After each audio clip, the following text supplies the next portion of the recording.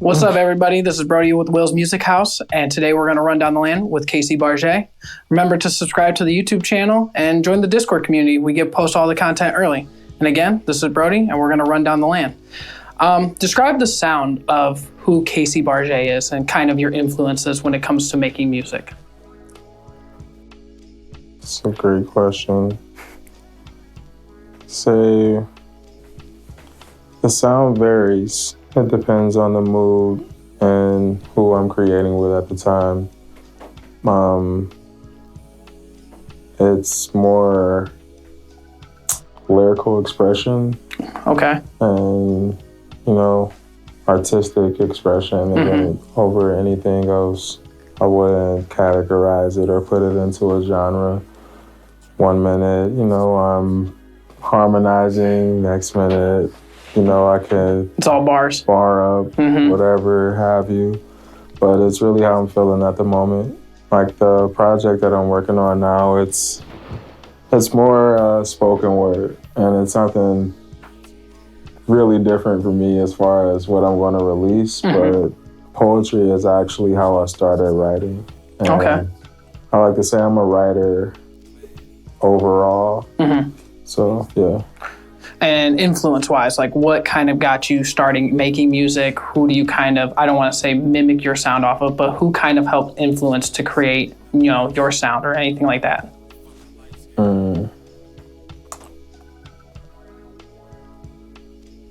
Influence, I would say...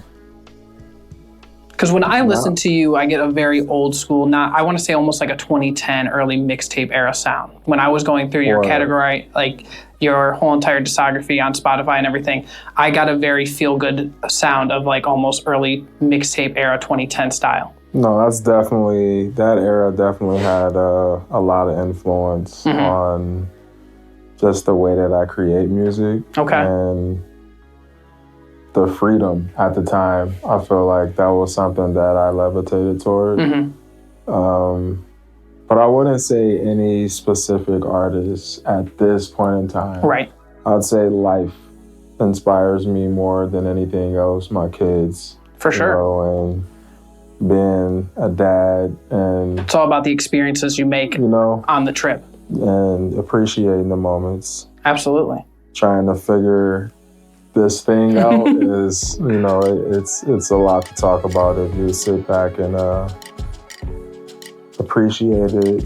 For sure. As such, You gotta listen to music to understand who Bargé is, for real. Yes, sir.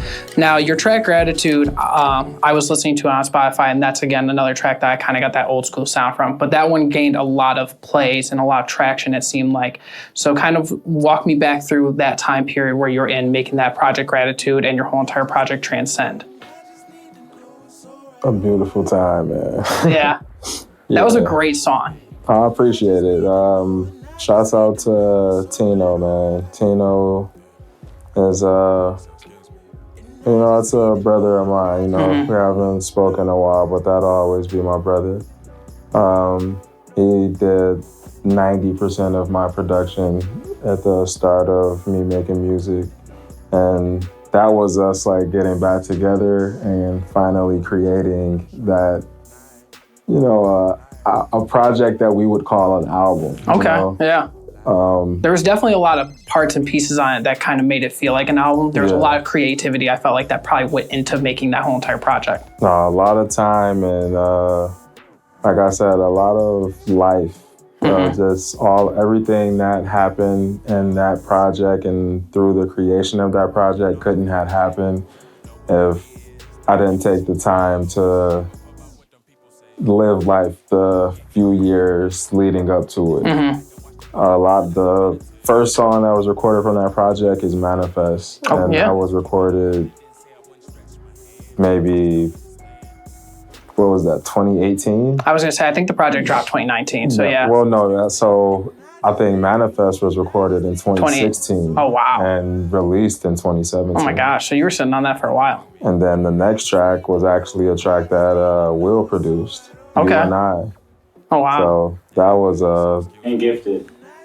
Oh, yeah, yep, and Gifted. Wow. So, yeah. That was not to be too winded, that was a beautiful time, man. Absolutely.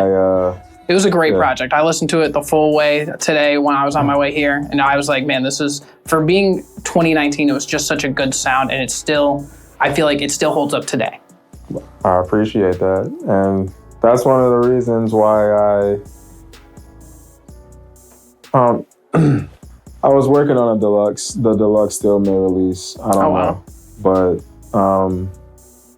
I didn't want to just brush over that process. I didn't want to brush over that art.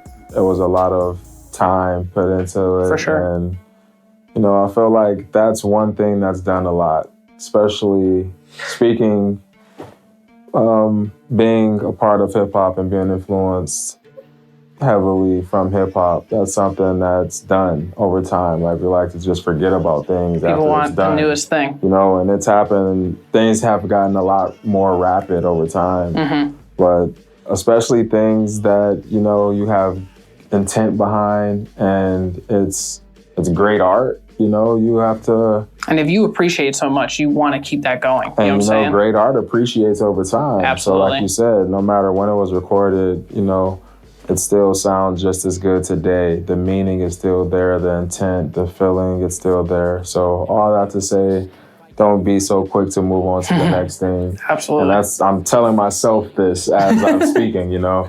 But that's just like your favorite piece of art. You're not just gonna throw it out when you get a new one, nope. You know. So it's always gonna be there. You know. Now you when it comes to music, you had a pretty few years where you took a break. So your last track was 2023. And we're 2025 now. So kind of what was your reasoning behind having such a lengthy break? Life. Being a dad, everything involved. I have 2 kids. Oh, wow. My youngest is 3 and my oldest will be 8 next month. So just being a dad, man, figuring out how to navigate life as a dad. Yeah, absolutely. Trying to figure out. I can understand completely. That stuff eats up your time. It's family, fun. You know, but responsibility as well. And like I stress, just taking that time to actually take in what I've experienced over time. That's what I put into the music. That's what I express. I definitely have fun. I love to write overall. So I've written for other artists. That's something that I'm looking to do more often. But yeah, so all that to say, I can create in different fields, whether it's fun music, you know, just something to vibe to. But when it comes to my music, I love to be very intentional. So at times, there's times when I just go in and I just say exactly what I'm feeling on the mic. And sometimes I may take a day or 2 to actually sit with the thought and rearrange the words and, you know, be able to articulate it in a way that I wanted to come across. We saw you just come on Will's Music House. You did a new song for us. What can we kind of see from you in the next year? Well, I guess I can share this. I'm working on a book. The book will be out before the end of the year. Okay. I don't want to put a date on it yet. I'm still working on the way that I want to present that. Right. So this is a different type of creative outlet right there. You know, this is actually the first time that I'm saying something. So whenever this airs, whoever cares. And music, can we see some music come along with that? Music, definitely. Like you said, the song that we just did for the live stream. Yep. That's an unreleased track that's gonna be, I don't know if I'm doing a single per se, but that will be on the next project. And that's Reciprocity. That will be out soon as well. Sweet. And yeah, just stay tuned. I have things going on as far as being a chef as well. Working on putting together experiences so I can present the dining experience the way that I want to. Those will be intimate experiences as well as group gatherings. Oh, wow. Yeah. So with the chef and being an artist and, you know, just trying to make it all make sense and not feel like I'm just throwing things at the board. So, yeah, You gotta just put together a tightening timeline. things up. Yeah, just get it out there. But a lot happening over the next couple months and over this next year for sure.